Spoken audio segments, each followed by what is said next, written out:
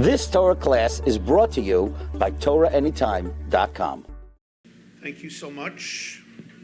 I like short introductions. You were good.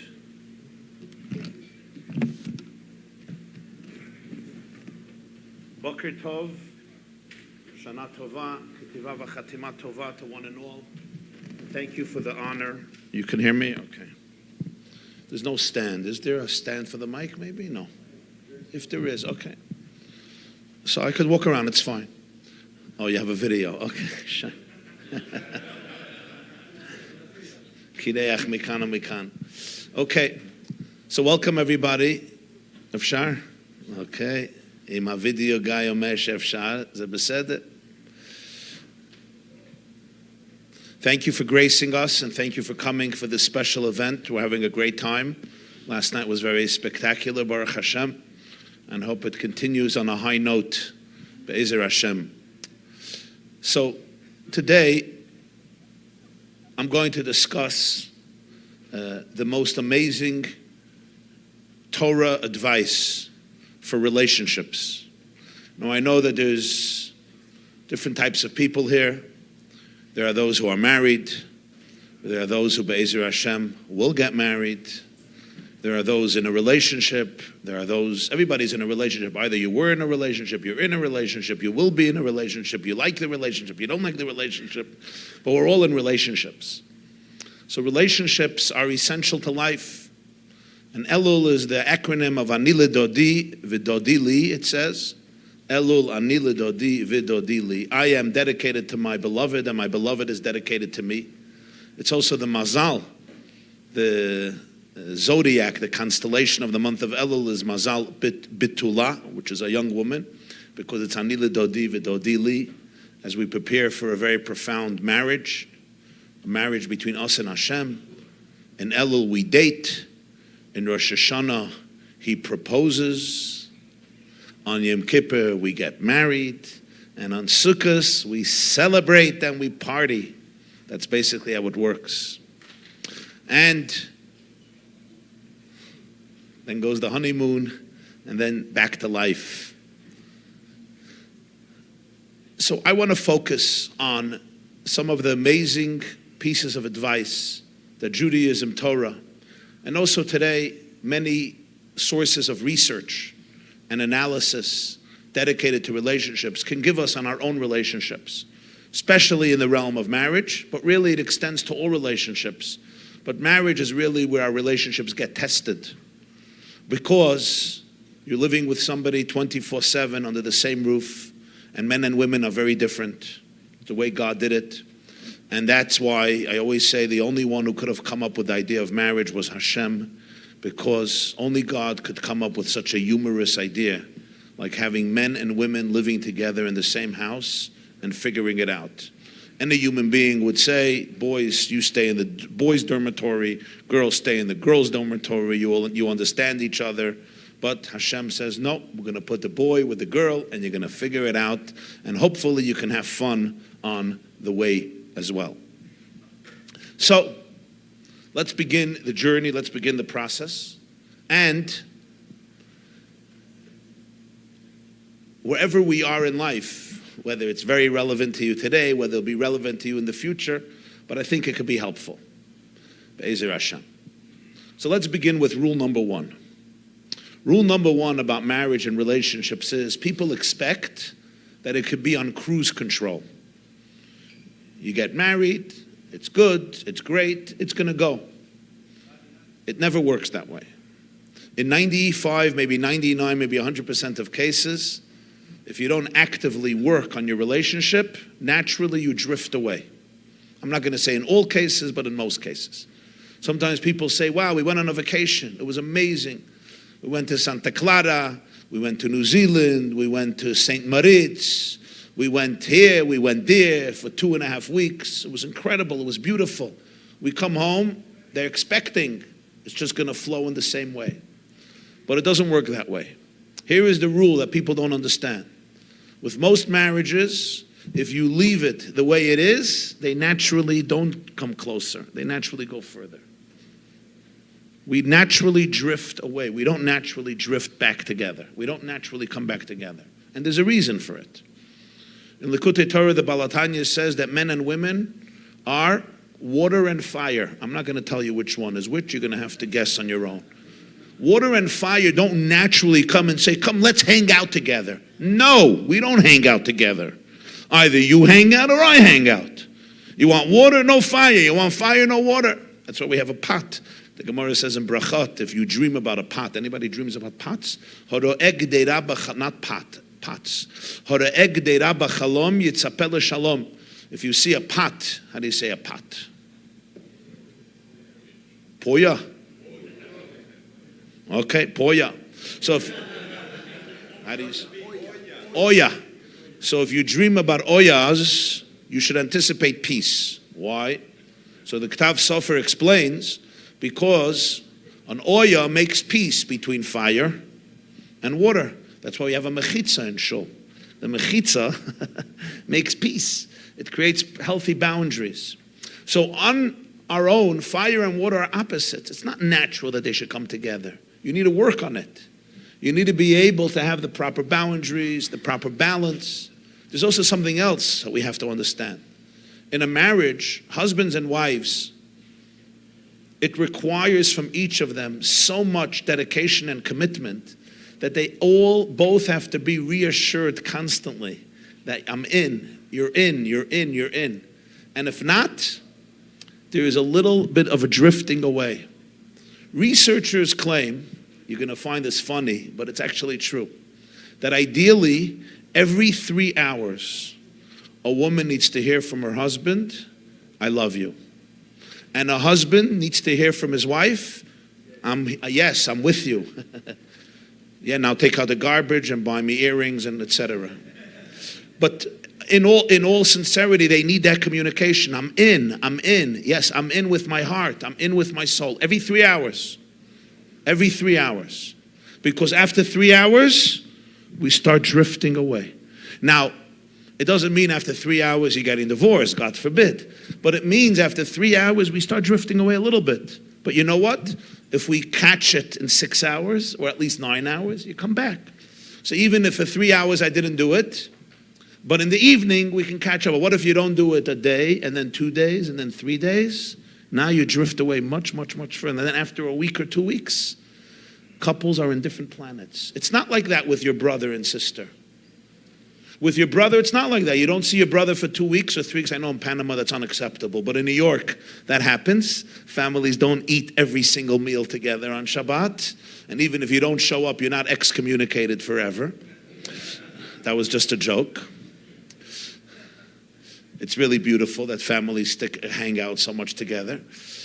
Americans are not so used to it. Everybody lives in their own planet. You could text me, you could WhatsApp me. But even if brothers, you don't communicate, you get next conversation, you leave, you continue where you left off. With a husband and wife, it's not like that. There's too much at stake. And that's why ideally you constantly have to, every 3 hours, I'm here, I'm with you, I'm thinking about you. What's going on? And couples who know this have a different type of marriage because they don't take it for granted. It's like a plant. If you don't water it, it doesn't continue to grow because you watered it last week. It's like a flame. There's no oil, the flame burns out. But I put in oil yesterday. Not every week are you going to have the Hanukkah miracle. You need to put in oil again today if you want the flame of love and connection to continue to burn. And when I heard about this research, I knew they were right. You know how? Because I looked at the Anshe Knesset Hagdolah. What did they do? They did every 3 hours another WhatsApp, another connection with God. Shacharit, Mincha, Ma'ariv, Kriyat Shema Shal HaMitah. What's this? Every few hours, I'm in. I already daven in the morning. Why are you davening in the afternoon? I daven in the afternoon. Why are you davening in the evening? I did it already. I told you I'm here. Doesn't work that way. Naturally, we drift away. We forget who we are. We forget our souls. We forget our inner consciousness. It's very easy to get stuck in distractions. The same is true in relationships. It's hard to stay present with an open heart and say, you're the most important person in my life. So that's why we daven every few hours. They did it again. That's how I know the researchers are correct, because our marriage with people reflects our marriage with Hashem. Ani l'dodi v'dodi li. Which brings us to another very important point. And that is, for a marriage to be successful, a woman needs to feel that for her husband, she is the most important person in the world. And a husband needs to feel that for his wife, good luck, just joking. For his wife, he is the most significant person in the world. Now you might say, well, what if it's not the case? Then we need work. If there's somebody more significant, more important in your life than your spouse, the marriage needs help. As our sages say, love your spouse like you love yourself, respect your spouse more than you respect yourself. Because if my spouse is not my priority, she's not going to be able to feel comfortable, to be vulnerable, to be open. For my heart to be open, for the other person's heart to be open, we each have to feel, I got your back. And I got your back first, up front and center, more than any other person in the world. This doesn't mean other people are not significant. We have parents, we have children, we have siblings, we have brothers-in-law, sister-in-law, we have close friends, we have grandparents, and they're obviously all very, very close to us. But when it says in the Torah in Bereshit, Al ken ya'azov ish et aviv ve'et imo v'davak be'ishta. Don't tell this to your mother. V'hayu lebasar echad. There comes a time where you say goodbye to your mommy and tati, and you cleave to your wife and you become one flesh. It's not just physically, it's time to get out of the house and move into a new house. It's also emotionally. I am not now only a child of my parents, even though I'm always a child of my parents, but now the first person is my spouse. V'davak be'ishta. Of course, I know it's not always simple, because if there's shalom bayit problems and they hate each other and they don't like each other, it becomes very complicated and people run to their parents. So I'm not now discussing every issue and every situation, but generally this is what makes a marriage powerful. It's a very deep knowing and a deep feeling, and they have to be reminded of this every few hours, every day. But I told her yesterday I love her. That was nice. We need more oil. But I did it already. I told her 25 years ago that I love you forever. That was good for 20 minutes. I love you forever is good for 25 minutes. Maybe for an hour or two or three. Next. People who know this, you don't get frustrated. We went. Last week was last week. Life is dynamic. It's a dynamic flow. It's not static. It doesn't stay in one place. It's not the robots. It's not a wax museum. It's people with hearts who feel. And that's why we need to constantly be in the flow, in the presence of it. Which is why, at some point in the next few minutes, you should be taking out your phone and texting your wife and telling her everything I'm telling you to tell her. But don't say it in my name, because then it won't count. Don't say, Rabbi, why I said I should say that I like you. That's not going to work. It's going to be pretty bad. And I'm going to deny it. Okay. Which brings us to the next point. The next point has to do with how we deal with conflict. How do you say conflict? Conflict. Conflict.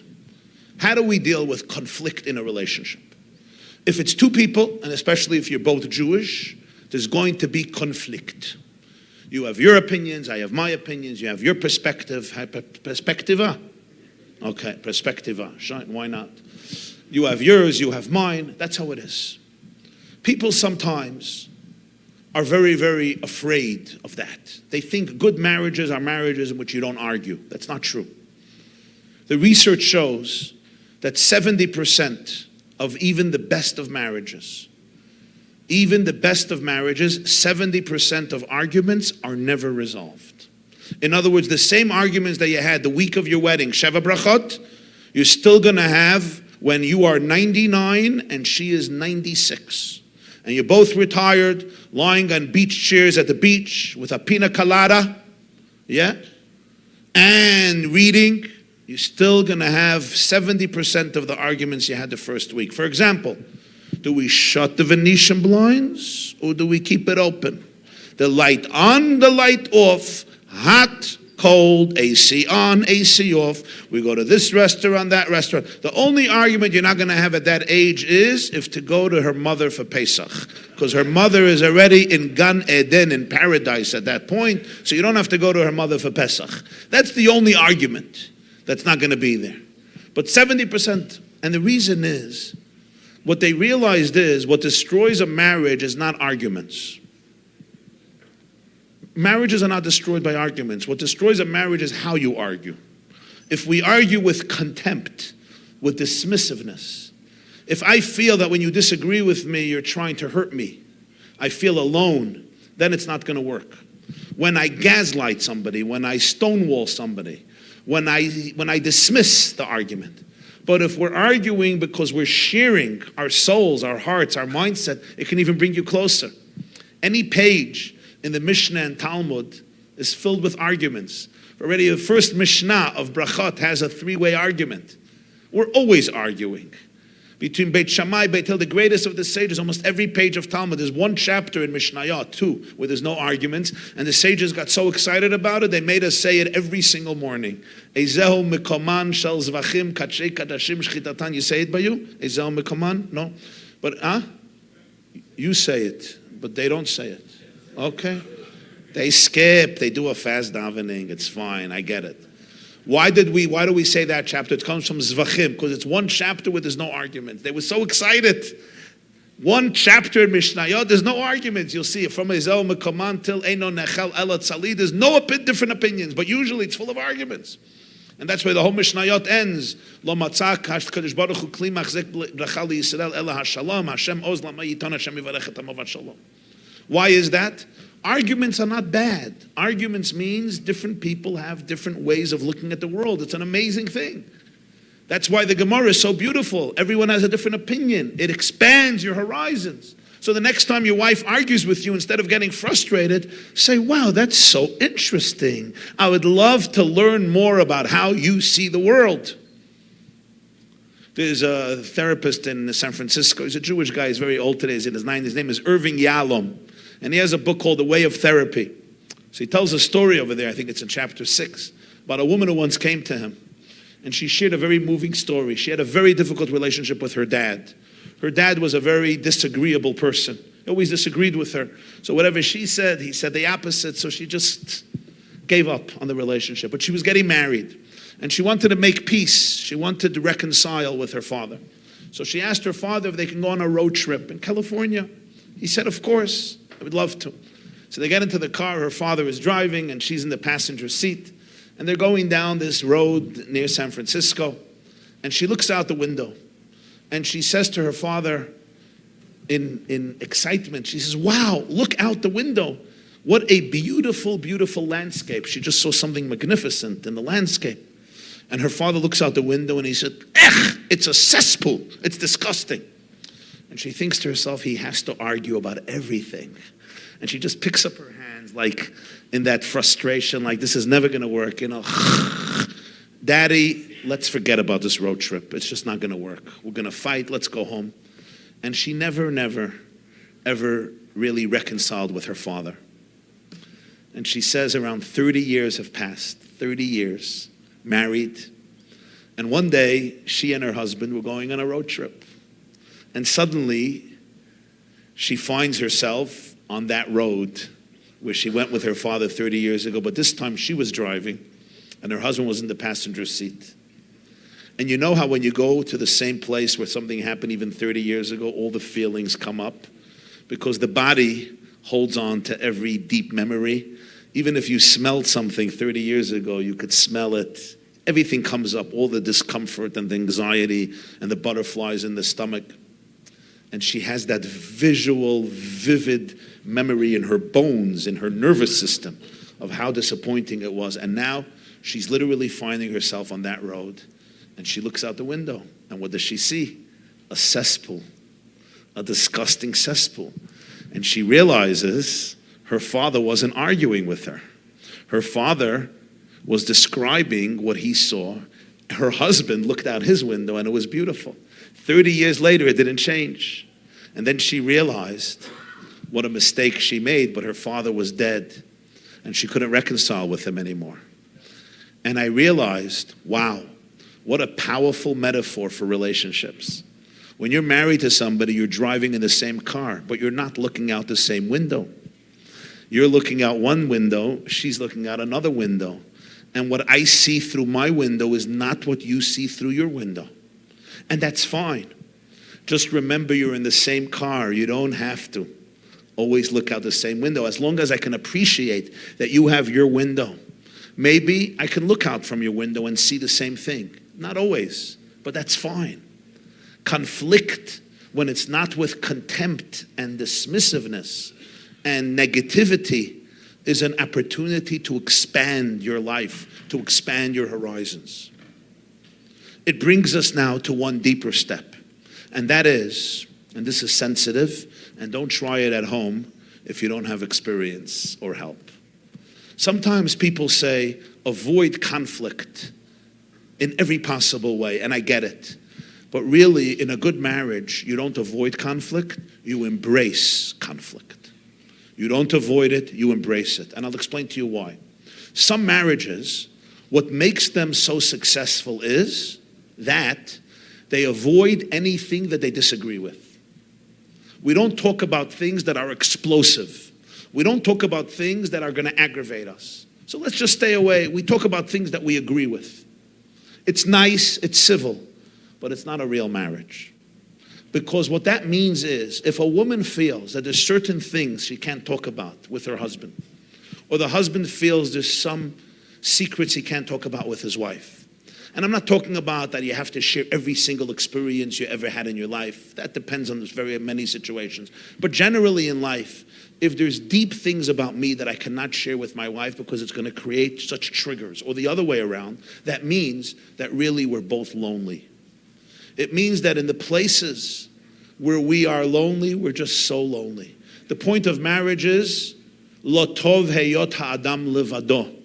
It's not good for Adam to be lonely. What takes you out of your loneliness?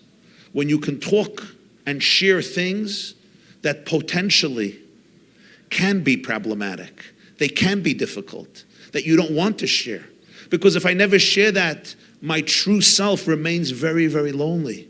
I know that this part is off limits. I cannot deal, you cannot deal with it, and I cannot deal with you. So the real you and the real her remain so lonely. What's the remedy for that loneliness? When your wife feels that she can bring up those parts, those difficult parts, the parts that may trigger you, the parts that may make you say, I can't deal with this woman. You are so difficult. Or I can't deal with this man. He is so strange. He's just like his mother. He's just like his grandmother. I'm done. Those parts where there's a danger that the other person is going to run to the hills. I'm to Santa Clara for the next month. My Yarchei Kallah till after Sukkot. When you could say something where there is a danger, the other person is like, what? But we learn, instead of attacking, we can hold space. We can hold space. We could say, wow, that must be a painful feeling. Wow.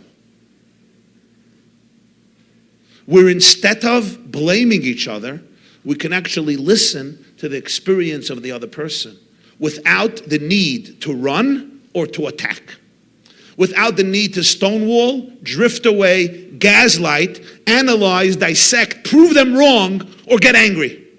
But actually hold space. And the other person can do it for you as well. That's where loneliness ceases in a marriage. Now this is hard, it's not easy, because people get triggered very, very heavily. A husband says something to his wife about the way she speaks to him or to somebody else, about what happened with the kids, and she might get very, very upset. How dare you? You're self-centered, you're narcissistic, you don't know anything about raising kids. And he's like, I don't know anything. 3 hours later, Third World War, like Ukraine and Russia. The question is, who's Zelensky, who's Putin? I don't know, we'll ask Trump. Even Trump can't get that one. Even His Majesty Donald Trump is having a hard time with Putin and Zelensky. Go deal with the Russians and the Ukrainians. Good luck. I know both my parents come from Russia. I know about the communists. Russia is Russia, a cursed country. A lot of brilliance, but a cursed country. It becomes very, very difficult. And now we're attacking each other and we're blaming each other. But what if we could do it differently? What if a husband can tell his wife, can I share something with you that just came up with me? And it may just be about me, but it's my wounding. It's just something in my heart that I'm feeling. Can I share that? And if your wife says yes, and when you share it, instead of her saying, wow, you're a sick man, go get help and get out of my house, she'd say, wow, that's painful. Wow, you're not lonely. And the other way, if your wife could say, I want to share something that just happened in me. And it's not about blaming. You see, when we blame the other, it becomes very difficult because now I become defensive.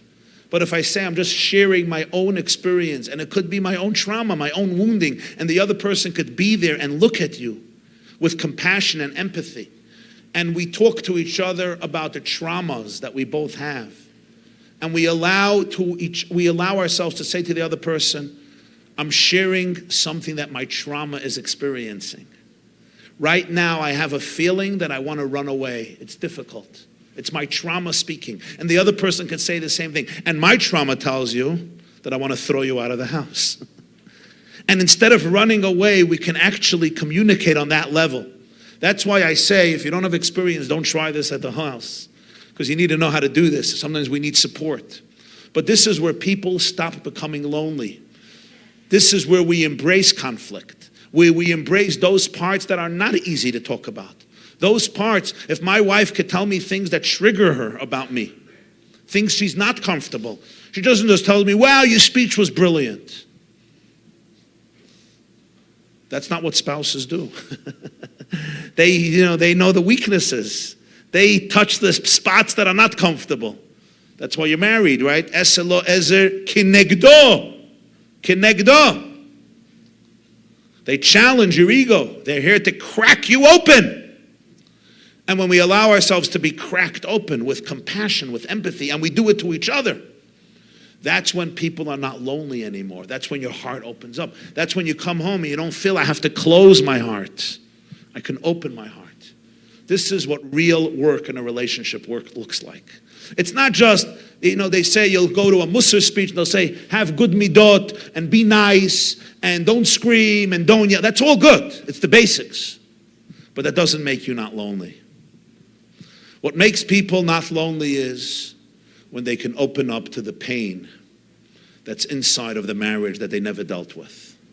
This is not what we'll always hear. They just be a mensch and be nice and don't react. And that's good. It's more external. External good midot are very important. How to behave, how to not behave, how not be rude, not be obnoxious, don't get stubborn. It's important as a baseline. But what really, really takes the marriage to the next level is when you're ready to look at your pain in the marriage. And you can open up about it. And the other person can open up about it. And instead of killing each other and blaming each other, you could say, wow, that's painful, and hold space. And then you'll see what happens. Great things happen at that moment.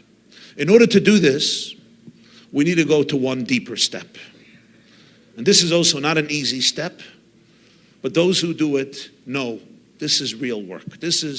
I call it real avodat Hashem. This is what I'm going to say now. In life, it's very easy to blame other people for what's going on, especially your wife or your husband. It's very easy. And sometimes you may be even a little right, partially right, all right, 50% right, 20% right. It's almost irrelevant, as you'll see in a moment. The real work in growth is when I could look inward and ask myself, what just happened inside of me? The Baal Shem Tov once said that every person we look at is a mirror. Every person is a mirror, which means when I'm looking at you, I'm seeing me. When I'm looking at you, I'm seeing me. What does that mean? Come on, that's not true. If I'm looking at a mirror, I'm seeing me. But if I'm looking at you, I'm not seeing me. You don't look like me. The Baal Shem Tov was saying one of the deepest truths that modern psychology is getting closer to every single day. What the Baal Shem Tov was teaching is, of course, if I'm looking at you, I'm not looking at myself. But what I am experiencing when I'm looking at you has very little to do with you. It has to do with what's happening inside of me. In other words, every person that we meet and we connect to is an opportunity to help us see what is happening in ourselves. It's also so true with our children. When your children trigger you in certain ways, it's not about your children. It's about unresolved issues in me that were not worked out. Before Pesach, I shared something I once read. You know, yachatz, we break the matzah at the seder. The big part goes to the hafikoman, and the small part stays at the table. And there's a Jewish custom, at least in many homes, that the children steal the afikoman, they hide it, or actually you hide it, and they find it, they steal it, and then they give it back for a nice prize. The prize used to be a cookie or potato chips. If you were very rich, if you were Rockefeller, it was a calculator, a Parker pen. Today the prize is a yacht, a Lamborghini, a private plane. If you're a schnorrer, a tablet. But if you give your son a potato chips for the afikoman, he'll sue you in court for child abuse. What's this weird custom? Your child steals your afikoman, hides it, you hide it, he hides it again, and then he brings it to you, and you give a prize. And what's this thing? Why are you stealing my afikoman? There's a very deep message. And that is, we hide the matzah very well. Our children find it and bring it to the fore, and they want a prize. In life, whatever me and my wife hide, our children are going to reveal. That's how it works. And let's face it, some of our families have hidden things for many generations. We have hidden our secrets so well. We're the perfect family, perfecta. All the shadchanim in Panama know this is the mishpacha. Torah, gedula, good midot, there's money, everything is good. Handsome, hardworking. We show up in the office 7:45 a.m. We put in a good work. We have good week. This is a good family. The family also has secrets. Shh. Under the couch. And we have perfected this for generations. And now God gave us a generation of children who are exposing everything. In Panama too, and in New York, and in Lakewood, and in Jerusalem, and in London, and all over the world, the generation of children today, that's why there's a mental health crisis. The mental health crisis is not a mistake. It's part of the divine providence. It's helping people deal with honesty. It's helping people deal with real infections. We weren't ready to deal with it. We didn't have the safety. We didn't have the resources. We were running away. And when you're running away, all you think about is survival. Your grandparents, my grandparents, everybody was just looking for survival. And they survived. Amazing. And when you're surviving, you don't deal with infections. You don't deal with skeletons in the closet. You don't deal with things under the couch. You just survive. And if you have bread on the table, be happy. And if your parents are alive, stop complaining. Your parents are alive, you have bread on the table, you're better off than many, many, many other people. Then, thank God, came a new generation. They had bread on the table. Their parents are alive. And God says, now it's time to go deeper. Now it's time to heal. Not just to survive, but to heal. Healing means we have to bring things up. Because before Mashiach comes, the relationships have to be real, deep, authentic. For that to happen, our children are exposing all the afikomons, all the secrets. Now you have two types of parents. One father, when the child brings up the hidden matzah that was hidden for generations, you chutzpah, narcissistic teenager, out. Narcissistic, out of my house. That's one father. That father will never heal. That father will be in prison forever, unfortunately. He'll blame his children and his wife and everybody else. He'll blame me for my clips. People do that. But another father will look at the matzah, look at his child, and say, wow, thank you.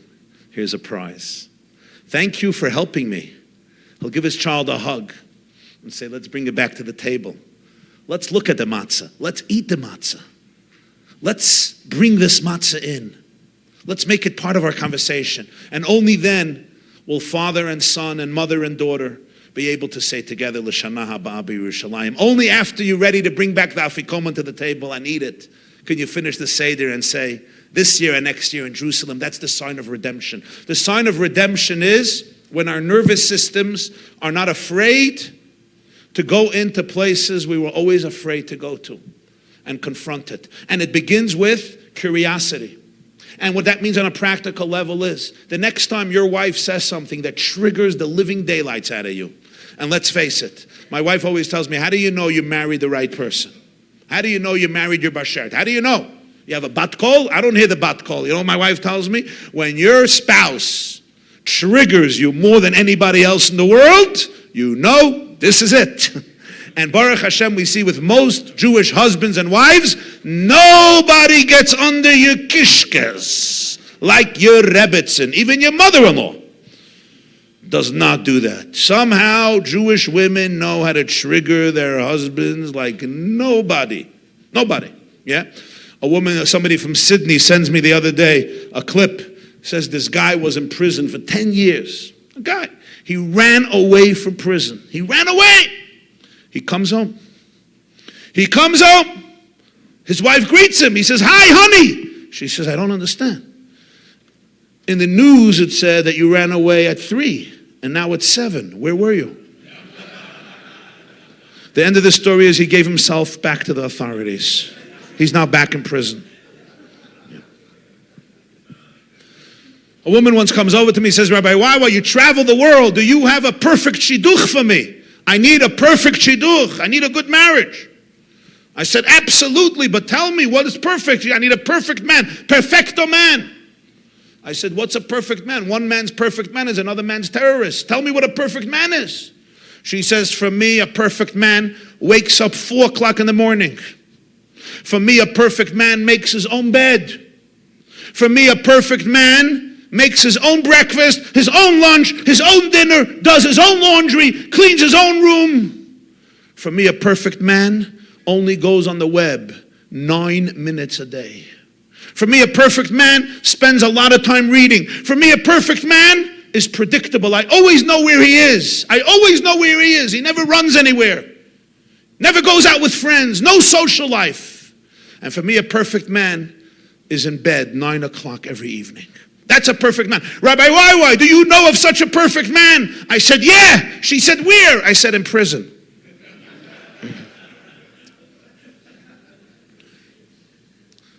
What often happens, explain it to your friends. Some people didn't wake up yet. That's fine.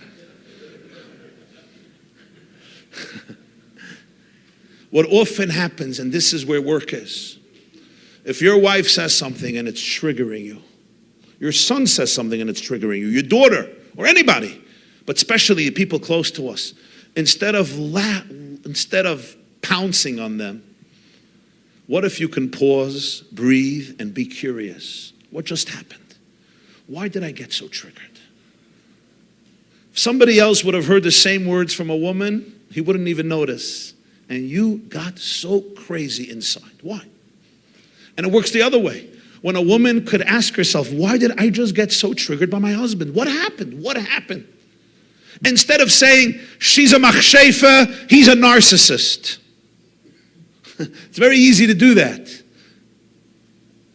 It doesn't mean he doesn't have problems, doesn't mean she doesn't have problems, but it means the real healing happens when I could look into myself and say, why did I just get so anxious? Why am I so overwhelmed? Why am I so angry? Why am I so triggered? What just happened? She said, you're late. Okay, what just happened? She said, why did you forget the Kallah? Okay. She criticized maybe something. She gave a comment. Why did I go so crazy inside? Stop, pause, be curious. It's not easy, but you know what's going to happen? Slowly, you're going to discover that what your wife just said or did triggered a wound inside of you. That wound has been there probably from when you're 3 years old or 2 years old or 4 years old, and it was never dealt with. And you covered it over, and she's touching it. You know, if I get a suntan on my back and my back is burnt and you come over to me and you say, hey, Rabbi, how you doing? I go, ouch! You were trying to be friendly, but my back has too many sunburns. We all have sunburns in our soul. And our wives know how to trigger those sunburns. They go, ah! But you're a 40-year-old man. You're a 50-year-old man, so you're not going to go, ah! So what do? We get angry. We run away. We take out our phones. We go, time to go to shul, Mariv, Daf Yomi. Stop going to shul, deal with your pain. You go to shul afterwards, then it'll be a real experience. You'll give it over to God. It's not easy to be able to go inward, but the Baal Shem Tov says, your wife is a mirror. Your husband is a mirror. Your son is a mirror. Your daughter is a mirror. They're helping you. It's a gift. They help me see myself. You get a text. Your wife is now texting you, by the way. You should look what she said. When are you coming home? You said you're going to da-da. Watch your reaction. Ma, I'm already, now let it go. I'm in Yarchei, Kallah, for heaven's sake. What did I go, gambling? What did I go to Atlantic City? That's next week. Just joking. Where did I go, to Las Vegas?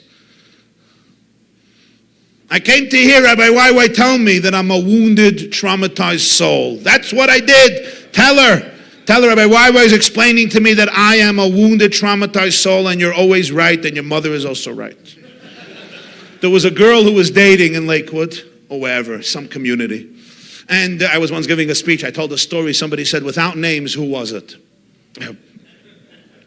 So, there's a girl dating. Anyway, after a few dates, she comes back. Her mother says, no.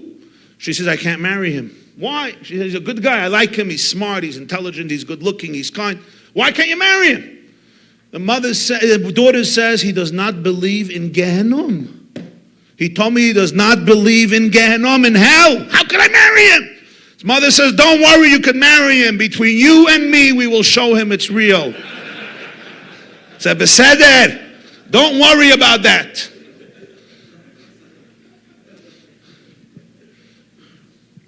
Somebody once asked me, it says in Tosfot, Minhag Yisrael Torahu. Minhagim Torah. It also says in the Rishonim, Shibbolei Aleket, Minhag Otiot Gehenom. You know that. Minhag is the same letters as Gehenom. Is a minhag Torah or is it purgatory? The answer is, depends if it's your minhag or your wife's minhag. If it's my minhag, it's Torah. If it's my father-in-law's minhag, it's Gehenom. All these things are very real because when they trigger us, it's an opportunity. It's an opportunity. So for example, if you were a very, very sensitive boy and you were looking for love and you couldn't get it and you shut down your emotions a little bit, you became brainy, you became intellectual. And now when you're married and your wife opens up herself emotionally and she tries to share with you her emotions, and it's hard because emotions are scary for you. You blame her that she's driving you crazy. She's just giving you a mirror of how much fear you have of your emotions. You never dealt with your emotions. It's a gift. I grew up. I had to, for different reasons, I became very, very intellectual, my brain. And one of the gifts in my marriage was my wife showed me that life is about emotions, not intellect. You can't live life through your brain. You can't eat cake through your brain. You can't live through your brain. Life is emotion. It's a flow of emotion. But it's scary for some of us. Scary for a lot of people. If some of us grew up in chaos, we need to control everything. And when we lose control, we go crazy. It's scary for us. If you had a controlling parent and then your wife says something to you and it's triggering the wound that she's trying to control you, she's not. She's just asking you for something. But it's like, you don't do this to me. I'm not done. Whoa. This has nothing to do with my wife. This has to do with me. The more couples can do this, the more they can really heal. The more they can realize, wow, something just happened inside of me and I'm the one who has to heal it. My wife cannot heal my trauma. I cannot heal her trauma. It's my work. It's her work. That's where relationships become meaningful, powerful, exciting. That's when hearts could meet. So many of us are in relationships and we're just so busy blaming each other. You're this, you're that, you're that, you're that. And everybody is just a little child responding to their own wounds. How fortunate are those people who are ready to do the work of looking at the parts of me that are in pain and I never healed. and now is my gift to heal them. And it's very true, especially when you see your children act out. Most children acting out are actually embodying the fragmented, unresolved parts of their parents that were never dealt with. And they're just bringing it out. And instead of blaming and saying, how do I get my child to be normal? Ask a much deeper question. How do I heal? Because the moment your energy will shift, your child will shift right away. I've seen it with my children. And my wife and I, we have seen it with our children. Our children are showing us so many parts of us that are not healed. It's very easy to say this new generation, they're a bunch of spoiled brats. They don't know what responsibility is. Or maybe the new generation was chosen by God to help prepare us for Geula by helping us heal the things that we were not ready to heal yet because we didn't feel the safety and we were just busy surviving. I'm going to conclude with one more piece of advice that I think is very, very important. And that's as follows. What creates a positive vibe in the house? You sometimes come into a house and you feel there's peace, there's love, there's bliss. And sometimes you come into a house and you don't get a good feeling. And the answer to that is, it's a general atmosphere in the house that changes. What? How do you change that? This has to do a lot if husbands and wives give each other the benefit of the doubt. When next you see your wife says something, does something, shares something, is involved in something, you overhear a conversation, I could do one of two things. Some husbands right away get triggered. She doesn't care about me. She's doing this again. What if you give the benefit of the doubt to your husband or your wife and really say, maybe actually she meant so positive and loving and she loves me and let me find out about it. Giving people the benefit of the doubt is a very, very powerful tool. Instead of reaching conclusions, remaining open, inquisitive, curious. What makes some couples give each other the benefit of the doubt? And what makes some couples right away go to the conclusion, he's out to get me, she's out to get me, he doesn't like me, she doesn't like me, I can't trust her. What's the difference? I once did a marriage seminar in Muncie with a therapist, and he shared an amazing, amazing moment. A woman who always puts out the garbage by the door. Her husband wakes up very early to go to shul, and she asks him every night, when you go out, take out the garbage, it's by the door. And she says he always forgets. And she says, my husband is absent-minded. So one night she decided before she went to sleep to put the garbage right by the door so you can't open the door. And the woman starts laughing. And she says, my husband is so absent-minded, he climbed over the garbage bag. And he opened the door and went out. That's how overbottled, that's how absent-minded he is. And she was laughing. Another woman sitting in the workshop got upset. And she's like, why is this funny? It's abusive. And I thought to myself, wow. And the therapist spoke about this. For this woman, for the wife, it was funny. For another woman, it was abusive. Isn't that interesting? Because the woman who was married to him, she knew that her husband loves her. She knew that her husband is connected to her. She knew that her husband cherishes her. So she laughs and she says, he's absent-minded. He's a professor. He's like a professor. The other woman, she's not so sure about that. She has a difficult relationship. And sometimes when you hate yourself, you can't appreciate that somebody else loves you. You can't. You think that they're out to get you because you don't like yourself, so you don't think anybody would like you. And this is where relationships become so difficult. People drive themselves crazy and other people crazy because they don't deal with their own wounds. It's true about women, it's true about men. Till people will not deal with their own wounds, they're not going to be able to have normal relationships. And their kids suffer from it. Because there's no gift that we can give our children like the gift of good relationships, of meaningful marriages, of loving marriages. What makes the difference between these two women? The woman who laughs about her husband not taking out the garbage and the woman who says it's abusive. I'll tell you. One woman has a general positive attitude. The other one has a general negative attitude. How do we shift that? Here, research shows something very interesting. And that is, compliments to criticism throughout the day need to be in a ratio from 1 to 20. For every critique, every word of critique and criticism you give your wife or your husband over 24 hours, ideally there should be 20 positive statements. 20 to 1. Minimum 5 to 1. 5 to 1, that's minimum. Without that, it's not going to work. That means every time you're going to say something to your wife that's critical, even if it's not nasty, but it's critical, or to your husband, it works both ways. No problem, but make sure that in those 24 hours, at least 5, 10, 15, better 20 positive things. And you'll see it.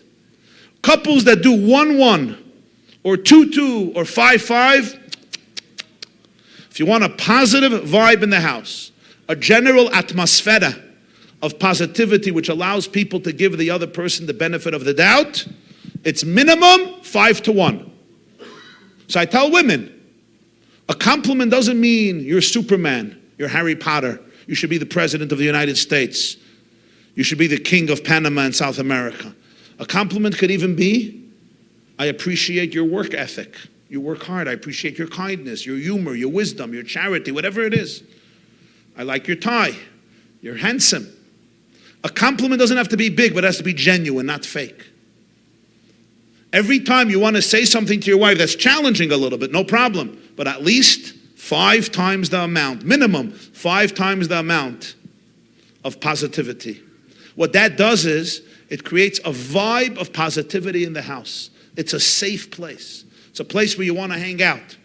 Everybody, the dream in life is that when you come home from work and you're about to walk into your house, your heart opens up with joy. For many people, it's the opposite. At work, they're great. When they come home, it's like, oh no, here we go again. It's like they're getting ready for tension. Like, it should be the other way around. I'm at work, and now you're coming home. This is the place where you can blossom. This is the place where you can just relax, where you could be at bliss. But that bliss only happens because we work on it. So, let's conclude. What did we do? We gave the first piece of advice. Relationships naturally drift away. Every few hours, you got to bring it back. The next point was, for a husband and a wife, their spouse need to be the most significant person in the world. The next idea is, you don't have to be afraid of disagreements. That's not a problem. It's how you disagree. Same car, different windows. And I may never be able to change your window, but I can respect and listen to your window and grow from it. The next point, it's real conflict that you want to embrace because that's what takes you out of your loneliness. It's what you can really, really share. Those potentially explosive pieces of information that can trigger the other person. And when we can hold space for each other in that area, that is what creates real powerful relationships. The next step was, in relationships, we are mirrors of each other. We teach each other about themselves. It's a gift. Our children teach us about us. That's why they expose the matzah. Our spouses teach us about ourselves. And when we have the courage to look inward and ask what just happened and deal with it and confront it and talk about it, and the other person can hold space for it, and you can hold space for the other person when they share these things, instead of right away becoming defensive. You never have to be defensive in a relationship.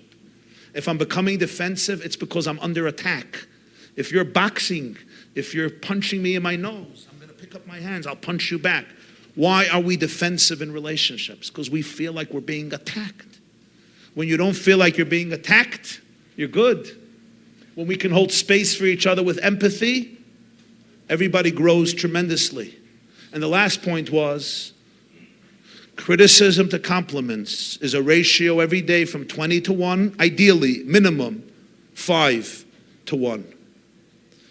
At last, I conclude with the last point, and that is, the deepest forms of relationships come when every person, the husband and the wife, have a very deep and real relationship with God. Because my wife cannot heal my wounds. Nobody can heal my wounds. The only one who can heal my wounds is Hashem. And the only way Hashem can heal my wounds is if I open up, if I crack open. When people have a very deep relationship with God, what does a deep relationship with God look like? It doesn't mean God is a vending machine. I need money, I need health. It's a relationship. There's oneness. When I realize that I am God's manifestation in this world. I am His light in the world. Ein od milvado. You and Hashem are one. It's not two separate things. Every one of us is God's light in this world. And I could go into that space. Over there, I'm infinite. And when you're infinite, nobody can destroy you. When you're infinite, you're powerful. You're confident. You're authentic. Now when you step into the relationship, you could be a real man. And today, women, more than ever, need real men. My wife always jokes to me that men are marrying wives thinking their wives are their mothers. But wives are not mothers. Women are marrying men hoping that their husbands will be their fathers and they're going to repair their issues with their fathers through their husbands.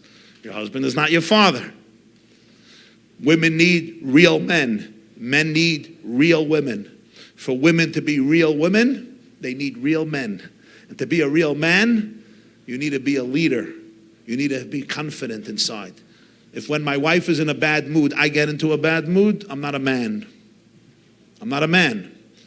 My wife is in a bad mood, she needs a man. If I need my wife to always be in a good mood to compliment me and say, wow, you're the most amazing person who ever lived.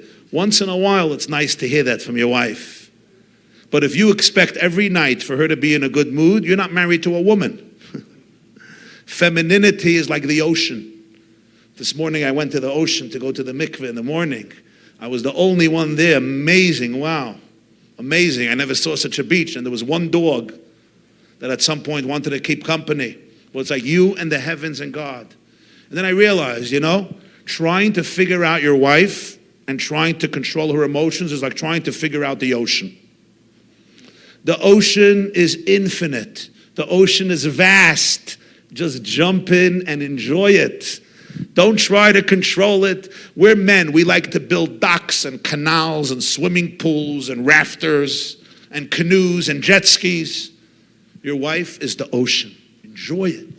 The ocean goes in all directions. The ocean is powerful. The ocean is refreshing. The ocean is authentic. And the man is supposed to be the pillar in the ocean. Don't try to change the ocean. Have the courage to jump into the ocean and show the ocean that you're not afraid of it. That's what it means to be a man. To be such a man, you need to be powerful inside. To be powerful inside, you want to make sure you're plugged in to the source of all power, which is Hashem. Thank you very much. You've just experienced another Torah class brought to you by TorahAnytime.com.